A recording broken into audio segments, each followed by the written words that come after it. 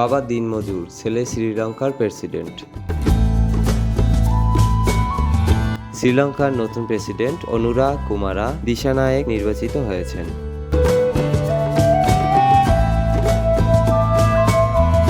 শ্রীলঙ্কার ইতিহাসে গড়ে প্রথমবারের মতো কোনো বামপন্থী নেতা প্রেসিডেন্ট শপথ নিলেন।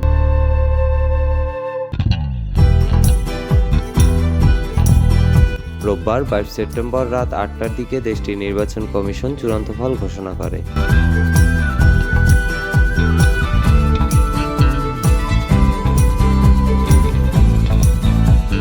কোনো প্রার্থী প্রথম রাউন্ডে মোট ভোটের 50% বেশি জিততে পারেনি। এ কারণে দ্বিতীয় দফায় ভোট গণনা হয়। দ্বিতীয় দফায় ভোট গণনার পর তাকে বিজয়ী ঘোষণা করে দেশটির নির্বাচন কমিশন। দিশানায়েক দেশটির রাজধানী কলম্বো থেকে প্রায় 170 কিলোমিটার দূরে অনুরাধাপুরা জেলার থাম্বুতেগামা গ্রামে একটি নিম্ন মধ্যবিত্ত পরিবারে জন্মগ্রহণ করেন।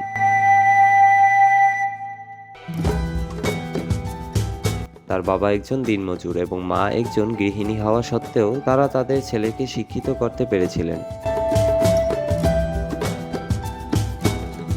দিশানায়েক, যিনি গেলানিয়া বিশ্ববিদ্যালয় থেকে বিজ্ঞান ডিগ্রি নিয়ে স্নাতক হন।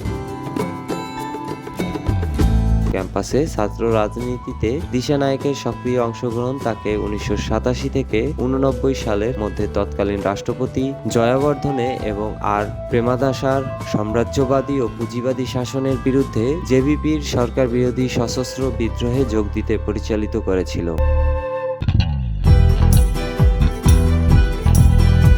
মার্ক্সবাদী নেতা 1995 সালে সমাজতান্ত্রিক ছাত্র সমিতির জাতীয় সংগঠক পদে উন্নীত হন এবং পরে জেভিপির কেন্দ্রীয় কার্যনির্বাহী কমিটিতে নিযুক্ত হন। 1998 সালে তিনি জেভিপির পলিট ব্যুরোর সদস্য হন।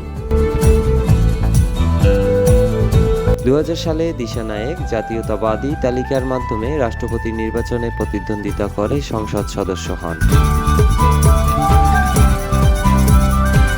যদিও জেভিপি রাষ্ট্রপতি কুমারাতুঙ্গার প্রশাসনকে সমর্থন করেছিল, তার দল পরে 2002 সালে তামিল বিদ্রোহী গোষ্ঠী এলটিটিইর সাথে শান্তি আলোচনার বিরোধিতা করার জন্য সিংহলি জাতীয়তাবাদীদের সাথে জোটবদ্ধ হয়েছিল। কলম্বোতে সিংহলি অধ্যুষিত সরকারের বিরুদ্ধে সশস্ত্র বিদ্রোহের বিরুদ্ধে লড়াই করেছিল।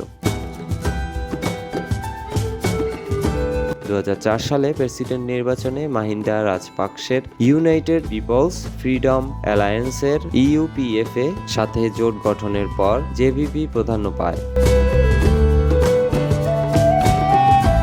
ফ্রন্ট এলটিটিইর সাথে যুদ্ধবিরতি বিরোধী অবস্থানে স্পষ্টভাবে প্রচার চালিয়েছিল। বৌদ্ধ ভিক্ষুদের মধ্যে একটি নির্বাচনী প্রচারণার ভাষণ দিতে গিয়ে দিশানায়েক তাদের আশ্বস্ত করেন যে সংবিধানের 9 নম্বর অনুচ্ছেদে যা বৌদ্ধ ধর্মকে সর্বাগ্রে স্থান দেওয়ার নিশ্চয়তা দেয়,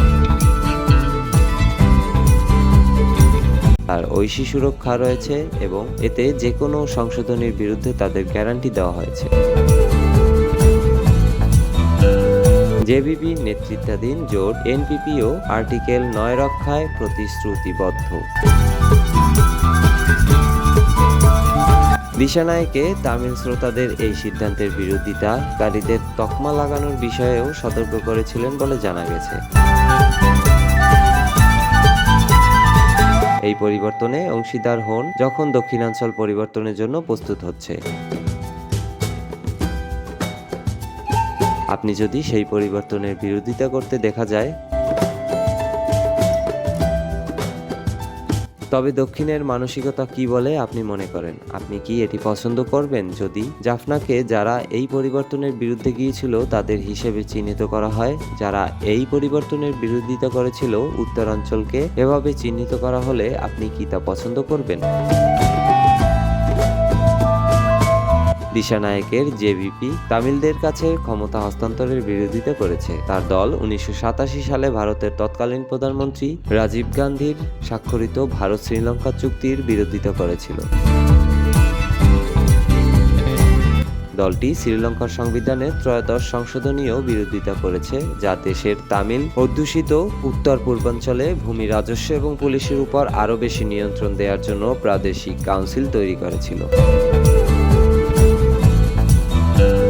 দিশানায়েকের ফেডারালিস্ট বিরোধী দলের ইশতেহারে বলা হয়েছে যে এটি অ্যাপস ছাড়াই দেশের আঞ্চলিক অখণ্ডতা এবং সার্বভৌমত্ব নিশ্চিত করবে।